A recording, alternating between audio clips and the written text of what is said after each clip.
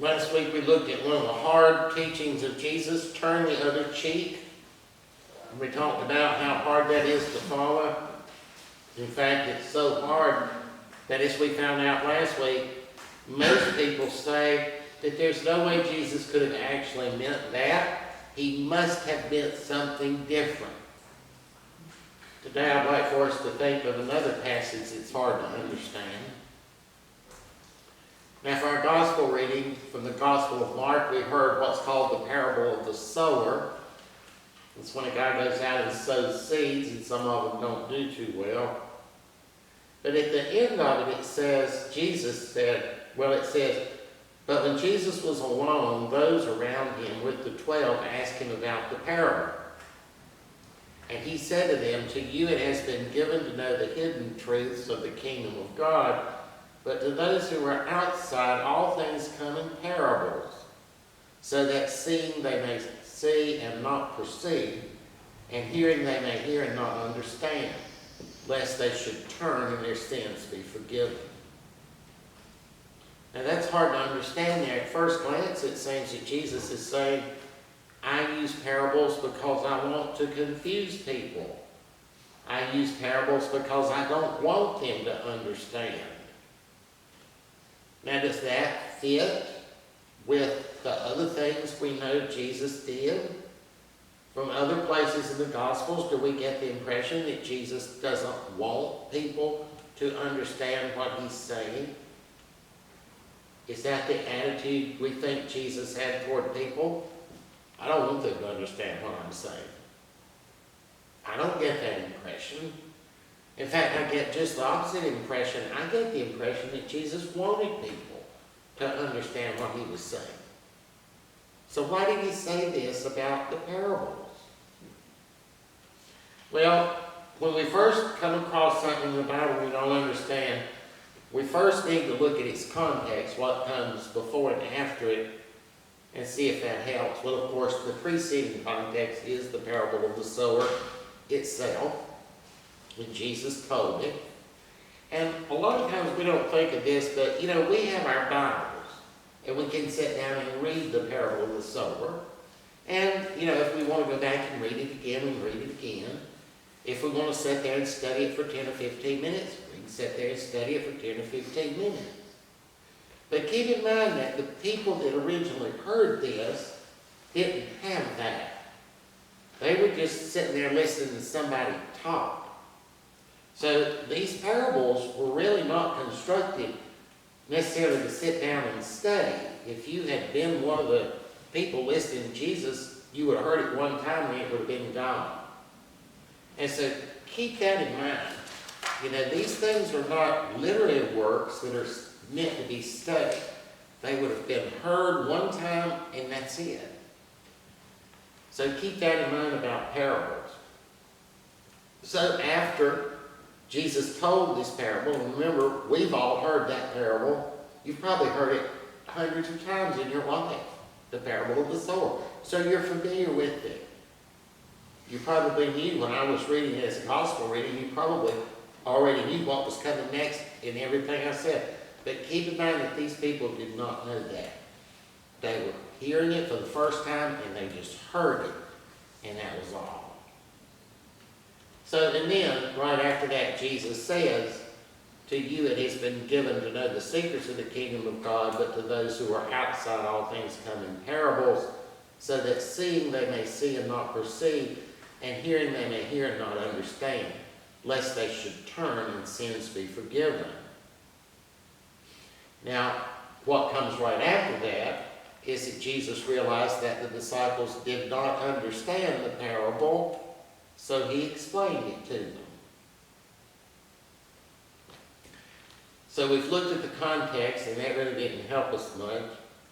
And the next thing we can do, if we see something we don't understand, since there are 4 Gospels, we can go to other Gospels and see if the same or a similar thing is reported in other Gospels. And in this case, it is. This is reported not only in Mark, but also in Luke and Matthew. So we can go to those and look at those. So if we go to the one from Luke, it's a little different. It says, then his disciples asked him, saying, what does this parable mean? And he said, to you it has been given to know the mysteries of the kingdom of God, but to the rest it is given in parables, that seeing they may not see, and hearing they may not understand. Now that one's a little different. In this one, it's only the disciples who ask him what it means. They admit they didn't understand it, and they ask Jesus to explain it. And this one, the thing at the end, so that seeing they may not see and hearing they may not understand, is a little different. And this one doesn't have the phrase about lest they should turn and sins be forgiven.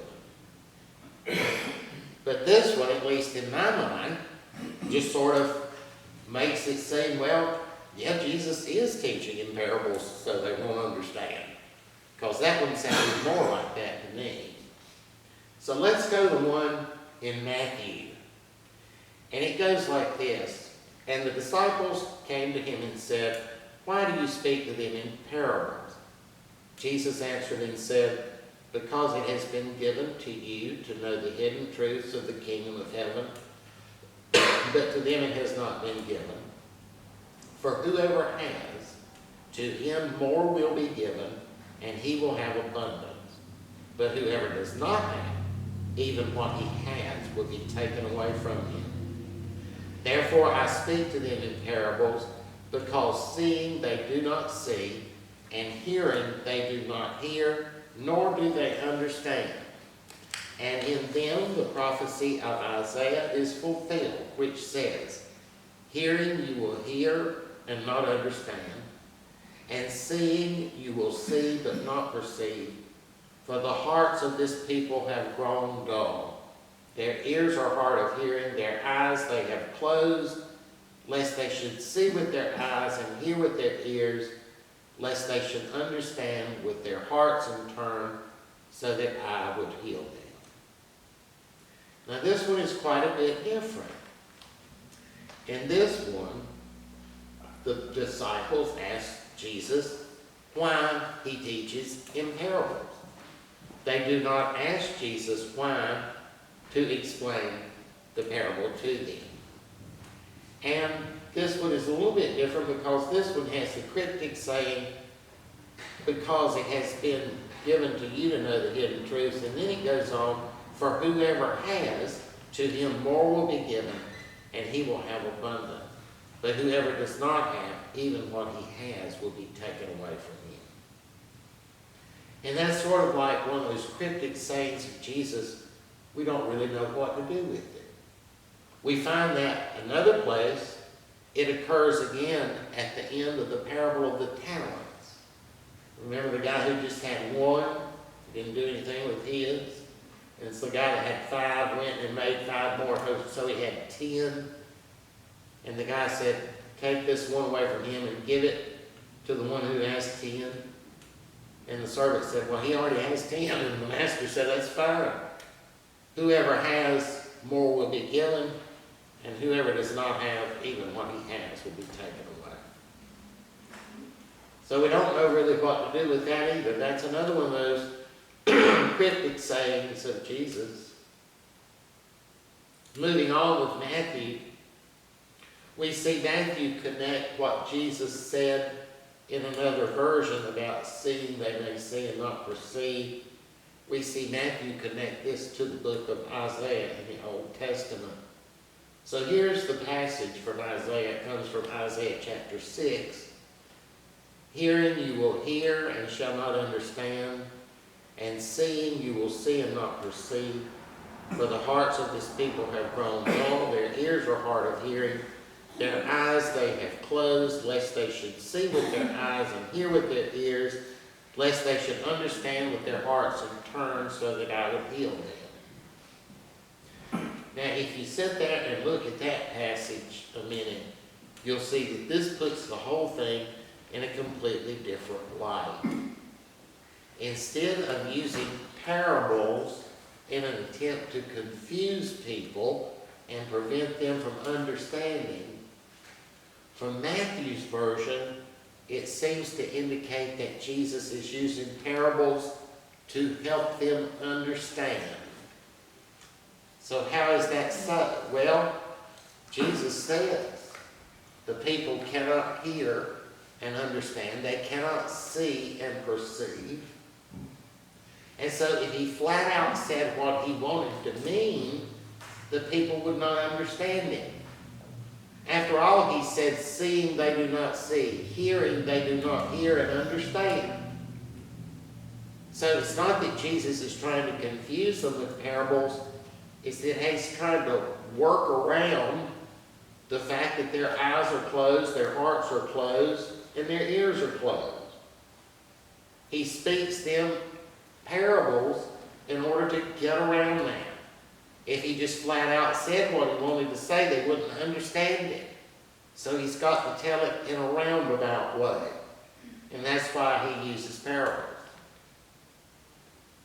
Now this doesn't make sense with the idea we got from Mark and Luke, but if the people are in fact unable to see and hear and understand, then speaking in parables to confuse them would not be necessary. If they can't hear and see and understand it, Jesus could just flat out tell them what he meant. They wouldn't understand it anyway. So if he was trying to confuse them, why go to the trouble for the parable? Just tell them what you mean. They're not going to listen to you anyway. So it's not that Jesus is trying to confuse people by speaking in parables. It's that they have shut their eyes, they've shut their ears, and they're not open. And so in order to get through to them, to have any chance at all to get through to them, he's got to speak in parables, go in a roundabout way, and hopefully that way they'll figure it out. Jesus says their hearts have grown dull. Literally, is that their hearts have grown thick, so their hearts can't be penetrated. Nothing can get in. They've closed them off. They've closed their hearts. They've closed their ears. They've closed their eyes. So the only option Jesus has left is to use parables to go a roundabout way, and hopefully at least some of them he will get through to. They're not open to hearing the message of Jesus. Jesus is not using parables to confuse them. He's trying to get through to them. Now this is an example of how careful you have to be sometimes when you read the Bible. When we read that passage just from Mark or just from Luke, it really is easy, if you don't think about it, to get the impression at first glance that Jesus was using parables in order to confuse people. But it turns out we were wrong. So we have to be very careful with reading the Bible. It's not simple. Now the reason I chose this particular passage is that I think Jesus' characterization of the people back then, their eyes are shut, their ears are closed, and their hearts are closed off, describes many people in this country today, and their number is growing. I thought of this passage recently in relation to several situations I have been involved in or aware of. You know, there are a lot of people in our society who do not try to do the right thing. They do not try to do the moral thing, the ethical thing. They have no concept that they should. It's not that they're immoral and consciously trying to do right. It's not even that they're amoral. And that means they don't care if they do wrong or not. Someone who's amoral knows there's right and wrong. They just don't care if they do wrong or not. I really don't know how to label the attitude I'm talking about, but I see it in society today. People do not think about the morality of the things they do. They don't see the immorality of things they do. They're blind to it. They simply don't see it. It never occurs to them. It never occurs to them. One, and I've talked about this numerous times over the past little while in relation to both of our parents. And I guess it's true you don't really appreciate your parents until you get older.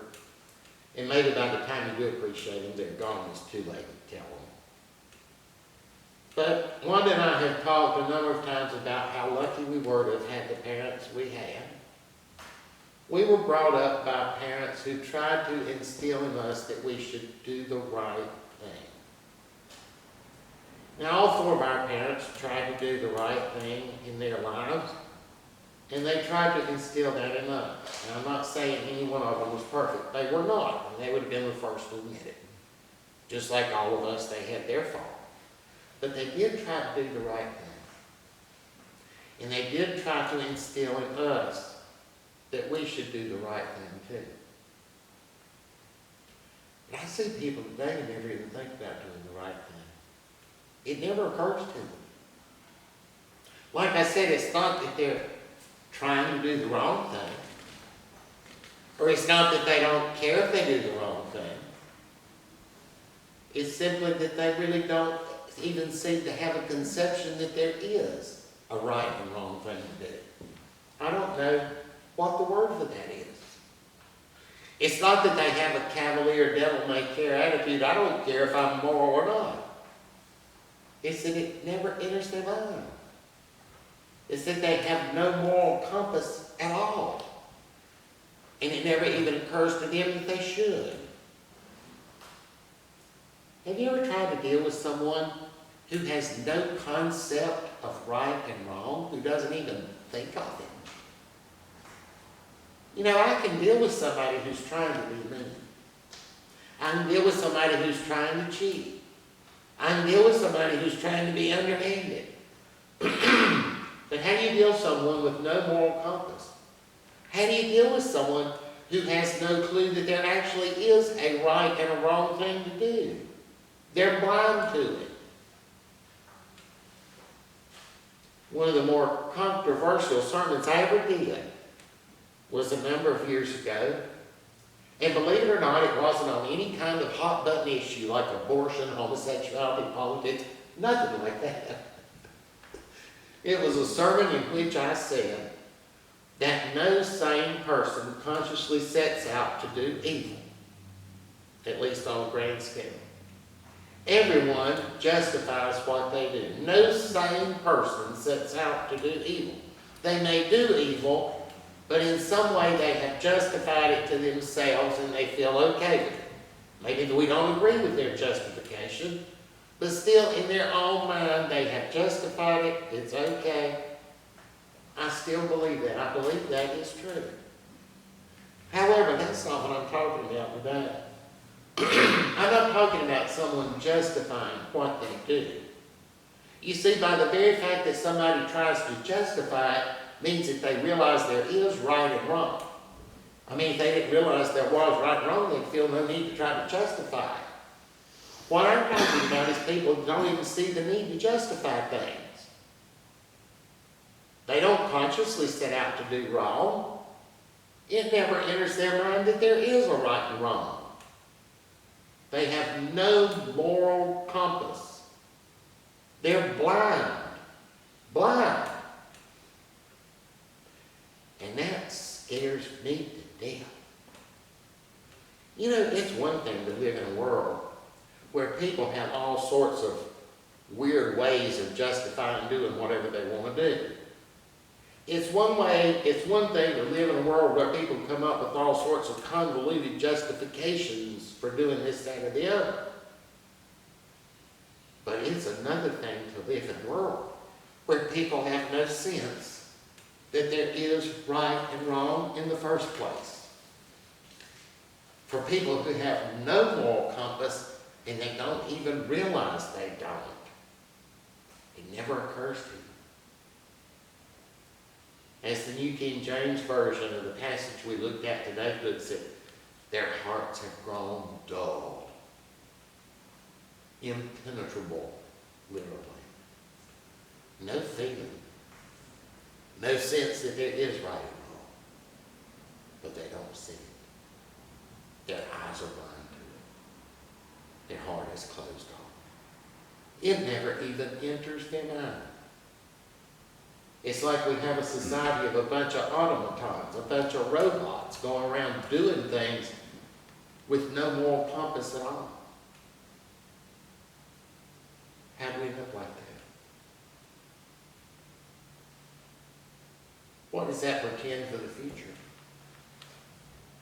What will our society be like in 50 years if it continues to be populated by more and more people with no moral compass at all? With no concept that there is a right and wrong? What will happen in our society? We know what happened in the society that Jesus was in. Jesus characterized the people in his day as being just like that. And we know what happened to that society. It fell apart, probably. Maybe Jesus is trying to tell us something today about the same thing.